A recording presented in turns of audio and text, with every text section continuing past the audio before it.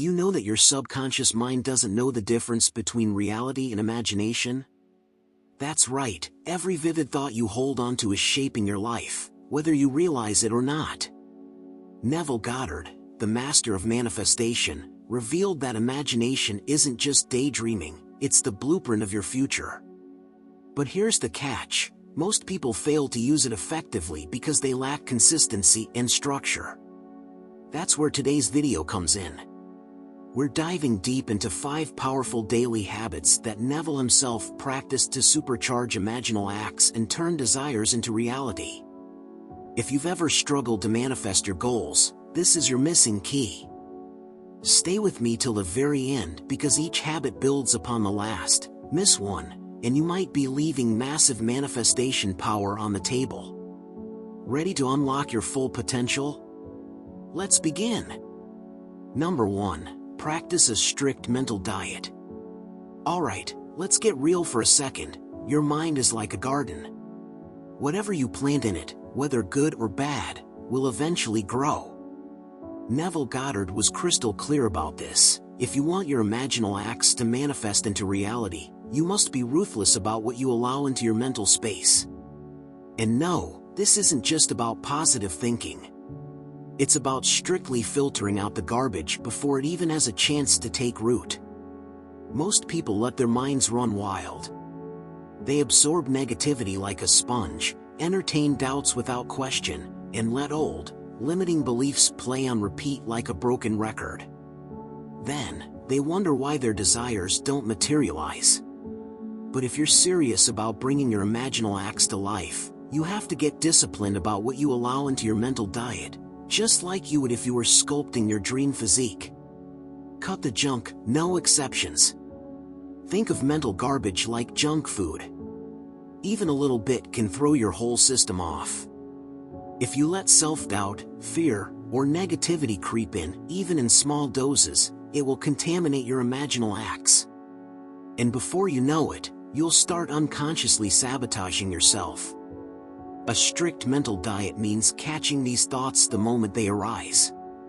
The second a thought enters your mind that doesn't align with the reality you're creating, reject it outright. Don't entertain it. Don't argue with it. Don't analyze it. Just let it go. Your mind is not a landfill. Stop dumping negativity into it. Control your inputs like your life depends on it. Neville always emphasized that your external world is just a reflection of your inner world. So, if you're constantly consuming media filled with fear, drama, or negativity, what do you think that does to your subconscious? Exactly. It pollutes it. Be relentless about what you consume. The conversations you engage in, the news you watch, the social media accounts you follow, all of it affects you. You might think, oh, it's just a movie or it's just a little gossip, but your subconscious doesn't make that distinction. It absorbs everything. So ask yourself, are you feeding your mind with things that reinforce your desires, or are you poisoning it without realizing it? Reprogramming in real time. A powerful way to stay on track is to immediately flip the script on negative thoughts. If a limiting belief creeps in, replace it instantly with a thought that aligns with your desire. If your mind says, "This isn't working," immediately counter it with, "Everything is unfolding perfectly for me."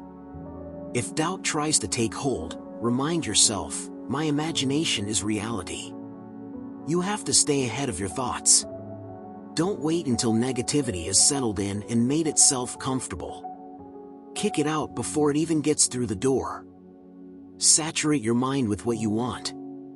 Your goal isn't just to eliminate negativity, it's to fill your mind with so much belief, so much certainty, that doubt doesn't stand a chance. Repeat your affirmations. Immerse yourself in teachings that uplift and reinforce your vision. Dwell only on what you want to experience. The key to a strict mental diet is persistence. Your mind will resist at first. Old habits will try to pull you back. But if you stay vigilant, if you guard your thoughts with the same intensity as a lion protecting its territory, you'll see just how powerful your imaginal acts can be. This isn't about wishful thinking. It's about mental mastery. Train your mind, discipline your thoughts, and watch how reality bends to your imagination. Number 2, engage in a morning imaginal session. Picture this: you wake up, still caught in that delicious in-between state where you're not fully awake but not quite asleep. This is your golden moment. Your mind is fluid, unguarded, and perfectly primed for deep, impressionable imagining. And if you understand Neville Goddard's teachings, you know that imagination isn't some frivolous daydreaming, it's the blueprint of reality. So, here's the deal. Before you even think about grabbing your phone or letting the weight of the day settle on your shoulders, take a few minutes, just 5, maybe 10, to construct the reality you want to live in. Not tomorrow. Not a year from now. But now. You don't have to force it. Let the scene come to you naturally. If you desire financial abundance, don't just see stacks of money or vague symbols of wealth. That's too hollow. Instead, imagine the exact moment that would confirm you already have it. Maybe it's the feeling of relief washing over you as you check your bank balance. Maybe it's the way your heart swells with pride as you hand your mother a set of keys to her dream home. Whatever it is, make it rich, make it visceral. And don't just see it, feel it. Smell the air, hear the sounds, sense the texture of everything around you. This isn't passive visualization. This is immersion. You're stepping into the scene, living it, breathing it. Your subconscious doesn't know the difference between what's real and what's imagined, so give it something to work with. Now, here's where most people mess up. They imagine something wonderful, feel good for a second, and then immediately undercut it with doubt. They think, well, that was nice, but it's not real. But that's exactly the mistake that keeps them stuck. Neville taught that imagination is reality, it's just reality in its unseen phase. The moment you plant the seed, it begins to grow. Your job is not to keep digging it up to check if it's working. Your job is to feel the wish fulfilled and let it be. This morning session isn't about mindlessly running through affirmations or visualizing the same scene over and over with an air of desperation. It's about stepping into the feeling of already being, doing, or having what you desire. And then letting that state of being carry you through the rest of your day. Here's something interesting. If you do this right, if you actually sink into the scene rather than just watching it from a distance, you'll notice something wild. As you go about your day, little things will start shifting. You'll see signs, coincidences, or maybe just an unshakable inner knowing that what you imagined is on its way. The outside world starts bending, rearranging itself to match what you've accepted as true in your inner world. But none of this happens if you treat it like a chore. This isn't about checking off a spiritual to-do list.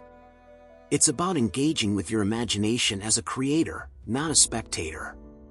It's about playing in the realm of possibility, knowing that what you touch with your mind will eventually solidify into form. So, tomorrow morning, before the day's noise creeps in, before your logical mind starts listing all the reasons why things can't happen, pause. Give yourself the gift of 5 undisturbed minutes. Sink into a scene that excites you. Make it real in your mind. And then carry that feeling with you, as if it were already done. Because in a very real sense, it is. Number 3, use I am affirmations and statements. Let's talk about something that seems almost too simple to be powerful but is actually a game changer when it comes to Neville Goddard's teachings, the power of I am. These 2 tiny words? They're not just words. They're creative forces. They're sculptors, chiseling away at reality, shaping the invisible into the tangible. You see, your mind is constantly talking. Even when you're silent, there's a dialogue running in the background, a script being rehearsed over and over again. And at the core of that script, the things you attach to I am tired. I am broke. I am not good enough. You might not even realize you're doing it, But every time you say I am followed by something negative, you're essentially casting a spell over yourself. You're stamping your subconscious with an order, like a tailor taking measurements before stitching up the exact reality you just declared. And the universe? It listens. It obeys. It doesn't argue. But flip the script, start using I am intentionally, and everything changes. I am abundant. I am healthy. I am successful. Say it like you mean it. Say it until it no longer feels like a lie. Because here's the secret, it's not about whether it feels true at first. It's about whether you're willing to embody it before the evidence shows up. That's how creation works. You don't wait to see proof. You become the proof. Now, I get it. There's that skeptical voice inside that rolls its eyes and goes, yeah, just saying I am rich isn't gonna make money rain from the sky. But that's exactly where people miss the point. This isn't about wishful thinking. It's about reprogramming your inner world so that it naturally expresses itself outwardly. Every time you declare I am, you are instructing your subconscious to accept it as reality. And guess what? The subconscious doesn't know the difference between real and imagined. It just absorbs and acts accordingly. Here's where it gets even deeper. Neville wasn't just talking about saying words. He was talking about feeling them. If you say, I am confident, but inside you feel shaky and unsure, there's a disconnect. The real magic happens when you marry the words with the state of being. When you close your eyes and actually feel confidence washing over you. When you say, I am successful, and for just a moment, you actually believe it. And this is where most people trip up, they try to force belief. But belief doesn't come from force. It comes from repetition. From soaking in the identity so much that it becomes second nature. Like slipping into a well-worn jacket, familiar and comfortable. One more thing, be careful what follows your I am. Because whatever you affirm, even casually, even jokingly, starts sinking into your psyche. If you always say, I am unlucky or I am bad at this, don't be surprised when life keeps handing you proof to support that. So make I am your tool, your secret weapon. Use it every day. Whisper it to yourself in the morning. Say it in the mirror. Write it down. Own it. Embody it. Because whatever follows I am, follows you. Number 4, revise undesirable experiences before sleep. Let's be honest, some days just don't go the way you want them to. Maybe someone irritated you. Maybe you slipped into old patterns. Maybe doubt crept in, whispering that your imaginal acts are just wishful thinking. Whatever it is, if you don't clean up that mental mess before bed, it lingers. It festers. And worse, it starts shaping tomorrow in the exact same way. Neville Goddard was crystal clear about this. Revision is non-negotiable. Before you drift off to sleep, you have the power to rewrite the script. Not just for your emotions, not just for peace of mind, but for reality itself. Because here's the thing, your subconscious doesn't care what actually happened. It only accepts what you persistently impress upon it. Why sleep is the golden hour for revision. Sleep is more than just rest, it's when your conscious mind steps aside and your subconscious takes the wheel. That's prime time for planting new seeds, for reshaping events as if they unfolded exactly the way you wanted. If you go to sleep feeling defeated, frustrated, or regretful, guess what? You're handing those feelings over to your subconscious to marinate in all night long. But revision flips the script. Instead of carrying negative experiences into tomorrow, you erase them and replace them with something better. You rewrite the day the way it should have gone. Not how it actually happened, but how you wish it had happened. And your subconscious? It doesn't argue. It doesn't say, wait, but that's not what really happened. No. It simply accepts the new story as truth. How to revise like a pro. Alright, so how do you actually do this? Simple. Replay the scene, close your eyes and bring up the memory of whatever went wrong. Maybe it was a conversation, a moment of self-doubt, an opportunity you missed. See it clearly.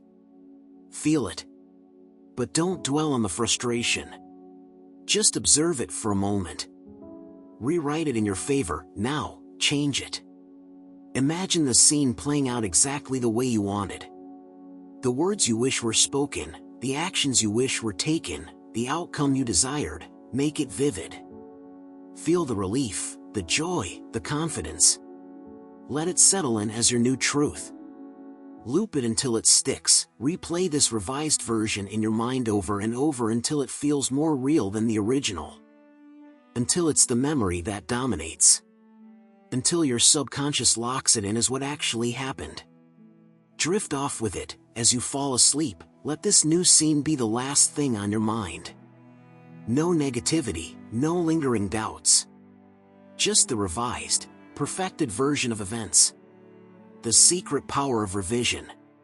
Here's where it gets crazy, revision doesn't just change how you feel about the past. It rewrites reality itself. Maybe that sounds wild, but think about it. If your imagination is the creative force behind your life, then changing a memory in your mind is the same as changing it in the external world. The next time you interact with the people involved in that situation, something shifts. The energy between you feels different.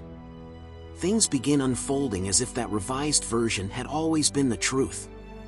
And here's the kicker, when you revise consistently, you don't just fix one moment. You change the pattern.